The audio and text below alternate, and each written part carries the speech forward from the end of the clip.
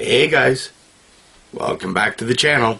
Well, today's video, you're either going to love it or hate it. Here we go.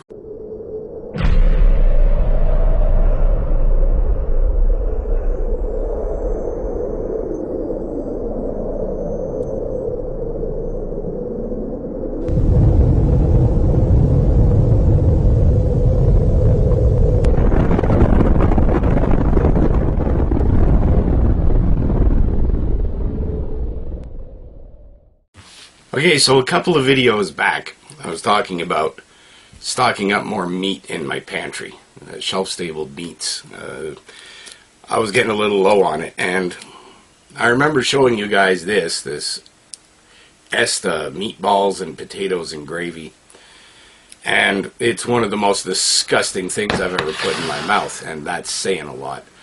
So, we're going to go today. I've got my wide mouth jars have come in, about time, but they did finally come in. And we've got the pressure canner out right there. And as promised a couple of videos ago, we're gonna can up some meatloaf. Stay tuned.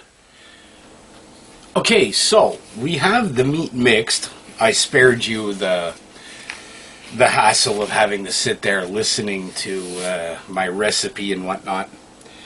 Really doesn't matter. Make meatloaf whatever way you want. This recipe, it's not recipe dependent. So do what you want, season it the way you want. That's what I've done. The only thing I'm going to mention about it is that it started with 6 pounds of ground meat, and I'm supposed to get about a pound per jar. Notice I'm using the wide mouth jars. They're almost perfectly smooth down in there. There's just such a very little lip there. If you put your fingers in and feel that, there's very little lip there. And the whole idea is that this raw pack burger meat, the meatloaf meat, will pack in here, and as it gets pressure canned, it will shrink a little bit and pull away from the sides. Should be able to just slide it right out. We'll see if that works once we get this done. But for now, let's get the filling. Put on a fresh glove here because the other ones are getting kind of nasty and torn up. Push that down through our funnel a little bit at a time. Get the funnel out of there. Pick up a spat, and you want to push this down. Yeah, it's going to take a while to fill the jars probably, but it is what it is. You want to push it right down so that we're getting all the air bubbles out. That's something you gotta be careful of when you can. You want to make sure that your air bubbles are as gone as possible. I probably won't get it perfect, but we got out as much as we can. Back. Let's get this going again. Some more meat in there. Pack it down, pack it down, pack it down, pack it down, pack it in. Remember, it's a meatloaf, so it's supposed to be packed and dense, right? If you've ever made a meatloaf, you know you have to really pack it into the pan, get it into all the corners, and that's what we're doing here. Now, headspace on this is going to be probably a little bit different. I should get rid of that for a second. Normally you would want to keep like a 1/2 inch to 1 inch headspace here, which would come up to just right where that rim starts. This, we're going to go a little bit below that because this is raw hamburger meat, and as it pressure cans, all the fat's going to come out of it. So we don't want the fat boiling over outside our jar, messing up our seals. And something I saw on a video, I don't know if it really helps all that much, but we'll try it, is to push a little divot into the middle of this. Just like that. And we'll see how that goes. I'm going to fill up the rest of my jars and come right back, and we've got the lids simmering already, and yeah, we'll get it into the canner and see how it goes. Be right back. Okay, we have our jars all filled, and I ended up with 8, so I had to go get a couple more jars and a couple more lids. But I ended up with 8 jars. Now, yeah, they say it's supposed to take about a pound per jar, and I started with about 6 pounds of meat, but let's face it, I added some other stuff. There's some eggs in there, some breadcrumbs in there, and all that sort of stuff. So I guess I bulked it up a little bit above that 6 pound mark. I didn't think I was going to get 8, but I got 8. So let's get to popping the lids on. All of these have been wiped, and wiped with paper towel dipped in vinegar. We want to make sure there is absolutely no grease and fat on the rims of these jars whatsoever. That would be a bad thing. It's going to mess up your seal. Things will spoil. You'll eat it. You'll get sick. Your family will get sick. Nobody wants that. Come on. One at a time, please. Thank you. And the last one there. We'll get our rings on, and we're going to put them directly into the canner.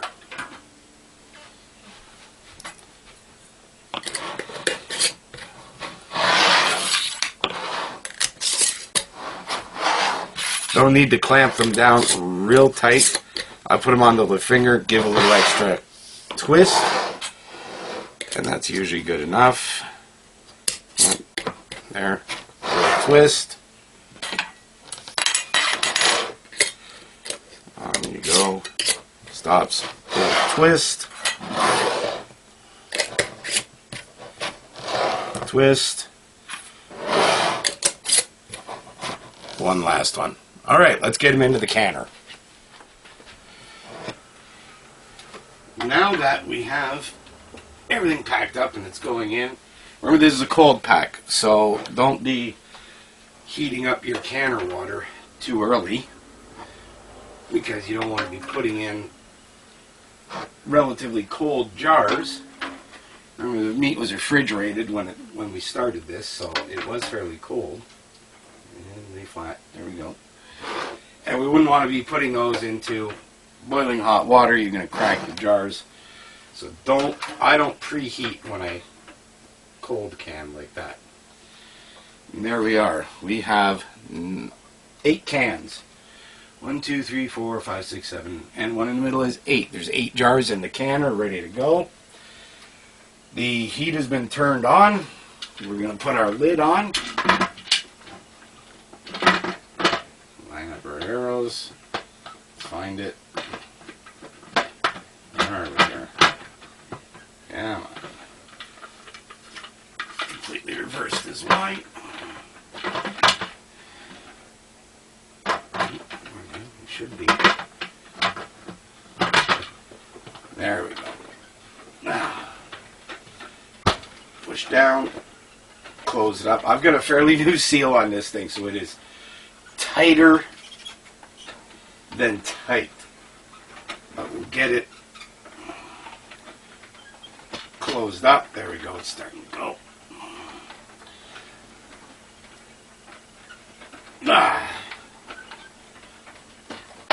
There it is. Locked into place. We're going to get that going and let it vent for a while. 10 minutes of solid steam coming out, and we'll put our weight on it. Let me tell you something, though. These Presto canners, when you put a new seal on them, man, closing it up, those things are tighter than none. So, yeah, it was a little tough getting it on there. It's on there now. We'll be back when everything's done. These are pint jars, half liters, so they're going in for 1 hour and 15 minutes, 75 minutes at 10 pounds per pressure. When that's done, we'll get back to you, and we'll take a look at it when it comes out, and I might even open one up after it cools down a little bit. We'll see. But we'll be back in a couple hours. By the time this thing heats up, pressure's for 1 hour and 15 minutes, and then cools down again, it'll be a couple of hours before we're back. So, thanks to Moving Magic, we don't have to wait that long. We'll see you in just a few seconds.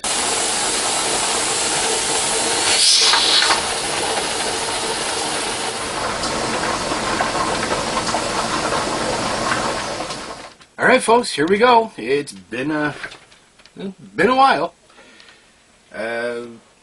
Pressure's down. The lock is down. Everything's done. Let's open it up and take a look.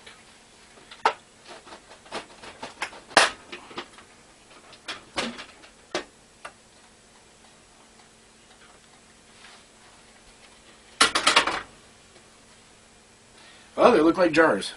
Let's take them out.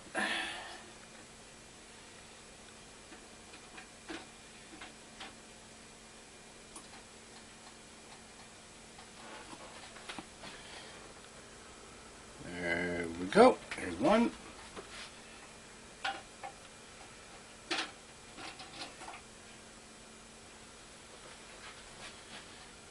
Two.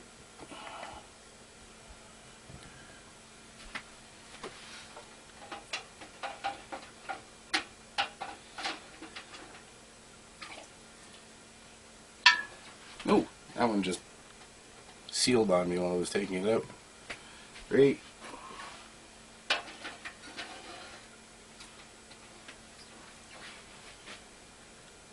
Four.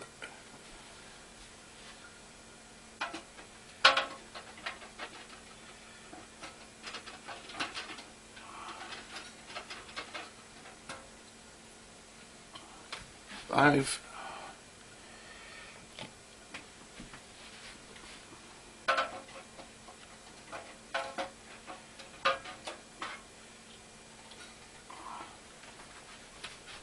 Six. Let's get another cloth for the other two. Oof, that looks nasty. That's better. Pop goes another one.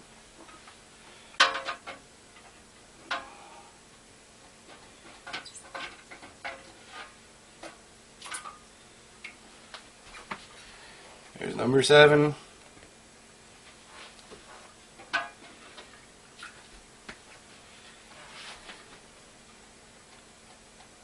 There's number 8.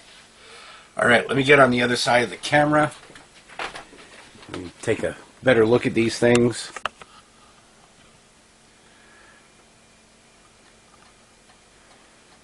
Actually,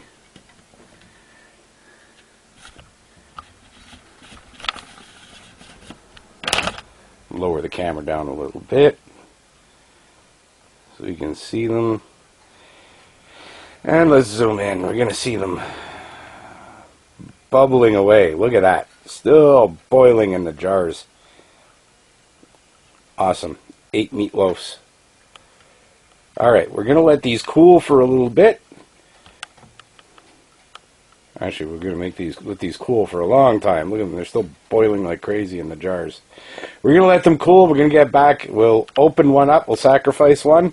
And see how good it is or not good it is. Back in a little bit, folks.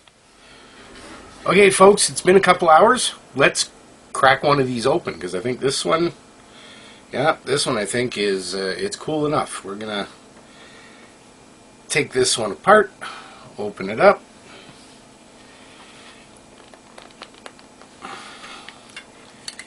There we go.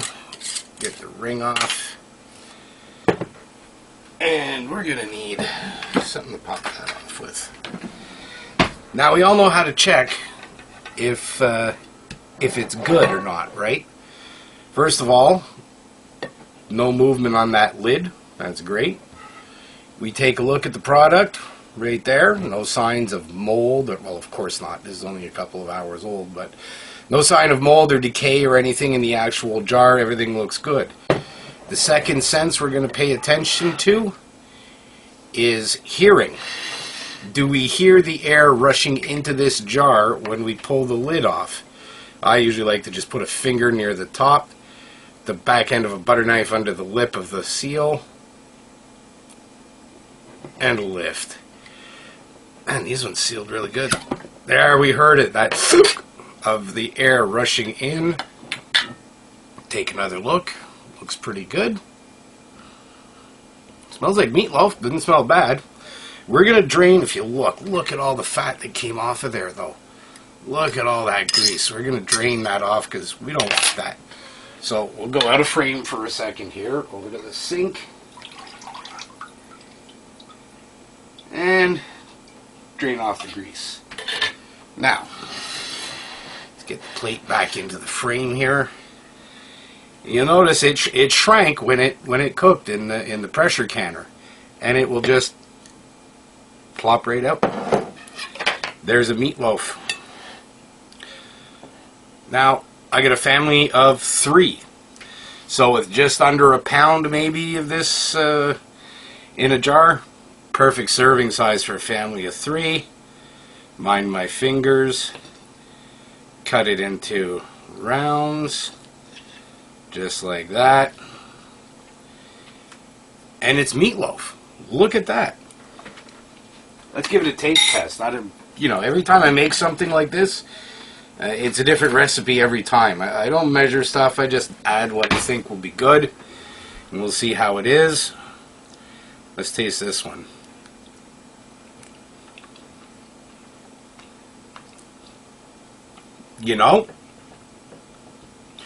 The consistency from a meatloaf that I would put in the oven, it's a little bit different than that, but it's not offensive. It sure doesn't remind me of dog food like this one did. It reminds me of meatloaf, which is pretty good. This could be thrown in a pan, thrown on a grill, heated up, fried up, eaten as a sandwich, throw some potatoes or some veg with it, and have a traditional meal. Here we go. So I got 1, 2, 3, 4, 5, 6, 7.